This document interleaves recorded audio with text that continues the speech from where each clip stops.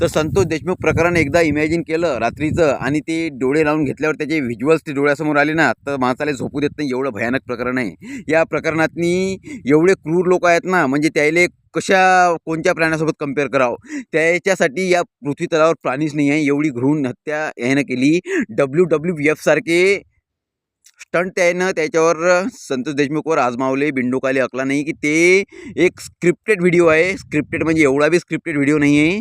त्यातनी बी तुम्ही शोभत ना, त्यातनी बी तुम्ही रट्टे खाऊन मार खाऊनच असाल. तुम्ही 6-7 जणं डुकराचा झुंड असते ना, त्या झुंडप्रमाणे गेला आणि कोणाचा मर्डर करून जाता. तर प्रत्येक संतोष देशमुखसारखे नसतात बेटांनो, लक्षात ठेवा. जर कोणाचा मर्डर करायला जाताना ते एखादं बेळं असेल तर 3 जणं निपटून जाईल, कारण की त्याला माहिती आहे की मरण तर आहेच.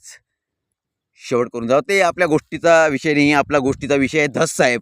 तर या गोष्टीचा निर्णय लावासाठी धस साहेब एकदम मनापासून जोर देऊन राहिले. तर एवढे नकली लोक, म्हणजे बिग बॉस लाईफ माहिती तुम्हाला, बिग बॉस लाईफ, बस त्या लाईफसारखे त्यातले लोक येऊन राहिले की ये गलत है, ऐसा नहीं होता. तर तुम्ही थोडे मॅनर्स ठेवा ना. तुम्ही रिअल लाईफमध्ये या. कुठं कोणाचा मर्डर झाला, कोणत्याविषयी काय चालू आहे, हे ट्रॉफी नाही आहे. हे एक महाराष्ट्राला